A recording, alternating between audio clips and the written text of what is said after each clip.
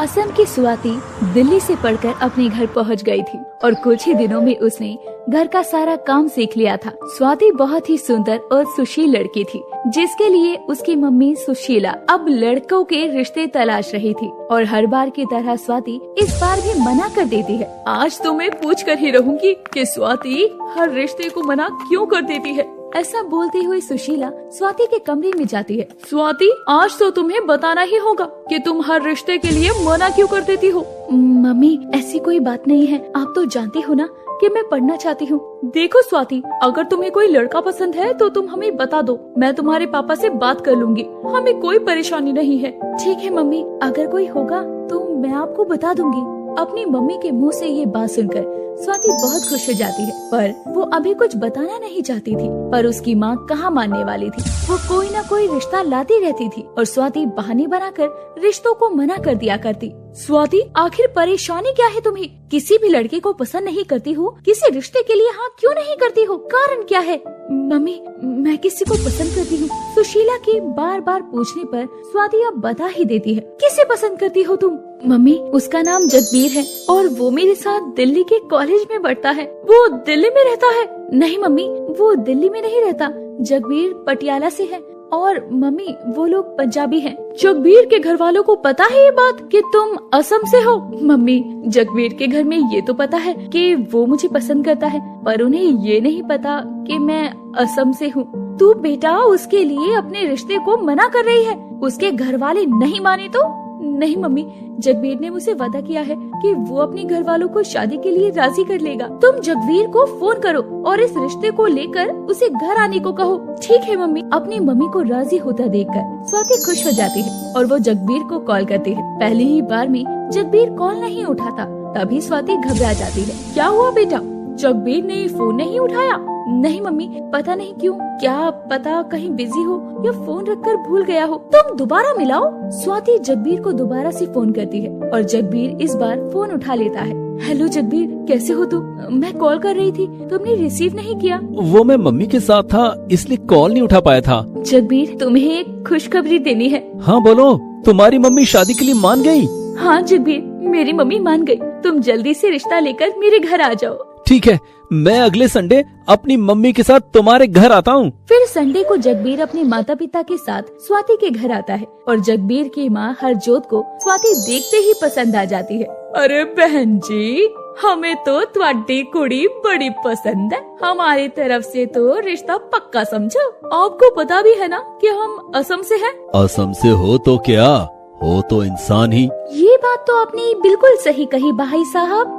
बस तो फिर दिसंबर में शादी कर लेते हैं। बस अब तो तुसी दिसंबर की शादी की डेट पक्की समझो, जैसा आप कहें बहन। स्वाति और जगबीर का रिश्ता पक्का हो जाता है और देखते ही देखते दिसंबर का महीना भी आ जाता है और उनकी खूब धूमधाम से शादी हो जाती है। लेकिन जगबीर की मम्मी हरजोत को स्वाति के यहाँ की कुछ रस्मों में झिझक होती है, पर वो शादी के उत्सव में कुछ नहीं बोलती और शादी खत्म हो जाती है। हरजोत, बहू आ गई, पूजा की थाली लेकर आओ, बहू का स्वागत नहीं करोगी? आ रही हूँ सुखबीर जी। हरजोत पूजा की थाली लाती है और स्वाति और अपने बेटे जगबीर की आरती करती है और बोलती है, बहू अब तुसी अपने दाहिने पैर को आगे करके ये कलश गिराओ और घर बिच विराजो। हरजोत के कहने पर स्वाति कलश को पैर मारकर गिराती है। तुम्हारा स्वागत है बहू साडे घर में। थैंक यू पापा जी। मैं आप लोगों से एक बात पूछना चाहती हूँ। अरे तुझे जो भी बात पूछनी हो बाद में पूछ लेना, हम पंजाबी हैं और तुम्हें हमारे सारे रीति रिवाज मानने होंगे और जो भी तुमने अपने मायके से सीखा है ना उसे वही छोड़ देना, समझी ना पुत्र? ठीक है मम्मी जी। अरे हरजोत जी, ये क्या बातें लेकर बैठ गई? पूछो तुम बहू, क्या पूछ रही थी? कुछ नहीं पापा जी। हरजोत का ऐसा रवैया देखकर स्वाति डर जाती है और फिर कुछ नहीं पूछती। फिर धीरे धीरे दिन बीतते हैं और वो कुछ भी करती तो हरजोत उसे दूसरे राज्य के होने के कारण सुनाया करती और स्वाति को बहुत बुरा लगता। कुछ ही दिनों में लोहड़ी आने वाली थी। हरजोत स्वाति से बोलती है, अरे पुत्र, 15 दिनों में लोहड़ी है, मैं नहीं चाहती कि सोसाइटी में सबको पता चले कि तुम दूसरी कास्ट की हो। लोहड़ी के लिए अच्छे से तैयारी कर लेना। सोसाइटी में मेरी नाक ना कट जाए पुत्र। हरजीत की नई बहू है कि कुछ जानती नहीं, किसी के मुंह से मैं ऐसा न सुन लूं। हरजीत की बात सुनकर स्वाति मन ही मन सोचती है, हे भगवान, कहाँ फंस गई। मुझे तो लोहड़ी के बारे में कुछ भी नहीं पता, तो मैं ये सब रस्में कैसे करूँगी। हरजोत तो ऐसा बोलकर वहाँ से चली जाती है और स्वाति सोच सोच कर परेशान हो जाती है। ऐसे ही 5 दिन गुजर जाते हैं। 5 दिन निकल गए और अभी मैंने लोहड़ी की कोई तैयारी नहीं की। समझ में नहीं आ रहा कैसे शुरू करूं, किससे मदद लूं। स्वाति सोच ही रही थी कि तभी उसे जगबीर बोलता है। स्वाति, क्या हुआ? कुछ नहीं जगबीर। कुछ दिनों से देख रहा हूँ तुम परेशान लग रही हो, आखिर बात क्या है? जगबीर के पूछने पर स्वाति उसे सब बताती है। जगबीर, मम्मी जी ने मुझसे लोहड़ी की तैयारी करने को कहा है। हाँ तो कर लो, इसमें परेशान होने वाली क्या बात है। जब फिर तुम जानते हो तो मुझे लोहड़ी के बारे में कुछ भी नहीं पता। हम तो असम के हैं और असम में लोहड़ी नहीं मनाते। अरे तुम पढ़ी लिखी हो, मुझे तुमसे ये उम्मीद नहीं थी। क्या कहना चाहती हो तुम? अरे तुम्हारे पास फोन है, लैपटॉप है, किसी में भी लोहड़ी के बारे में देख लो, एक एक रस्म के बारे में सब चीज आ जाएंगी। हाँ, मेरे तो दिमाग में ही नहीं आया कि मैं फोन पर लोहड़ी के बारे में सब जान सकती हूँ। हाँ, तुम फोन में सर्च कर लो और अगर कुछ समझ ना आए तो मैं तुम्हें सिखा दूंगा। मैं अभी सर्च करती हूँ। स्वाति अपने फोन में लोहड़ी के बारे में सब कुछ सर्च कर लेती है और लोहड़ी की सारी रस्में सीख लेती है। वो अपनी सेविंग से एक फुलकारी सूट भी ऑर्डर करती है। ऐसे ही लोहड़ी आने में एक ही दिन बचा था। लोहड़ी के बारे में सब कुछ पता चल गया है। अब बस लोहड़ी में जो भांगड़ा होता है मुझे वो सीखना है। भांगड़ा तो मैं टीवी देखकर भी सीख सकती हूँ। भांगड़ा सीखने के लिए स्वाति टीवी में भांगड़ा लगा लेती है। उसे देखकर भांगड़ा करने लगती है। तभी वहाँ जगबीर आता है। ये क्या कह रही हो स्वाति? तुम तो जानते हो ना कि मुझे भांगड़ा नहीं आता, वही सीख रही हूँ। अच्छा। ऐसा बोलकर जगबीर हंसने लगता है। हंस क्यों रहे हो तुम? तुम्हारा भांगड़ा देखकर जैसे मैं करता हूँ वैसा करना, मैं तुम्हें भांगड़ा सिखाता हूँ। ठीक है। जगबीर स्वाति को भांगड़ा सिखा देता है और फिर लोहड़ी की सुबह होती है और पूरी सोसाइटी सज जाती है। रात होती है और पूरी सोसाइटी के लोग एक पार्क में लोहड़ी मनाने के लिए जमा होते हैं। सुखबीर जी जल्दी आ जाओ, सब लोग चले गए, हम ही रह गए। चल हरजोत। अरे बच्चों, हम लोग जा रहे हैं, तुम दोनों कब चलोगे? मम्मी, मैं तो तैयार हो गया, ये स्वाति को टाइम लग रहा है, आप चलिए, हम लोग आ रहे हैं। स्वाति, सब रस्मों और रिवाजों के बारे में जान लिया है ना? कुछ रह तो नहीं गया? पूछ लो।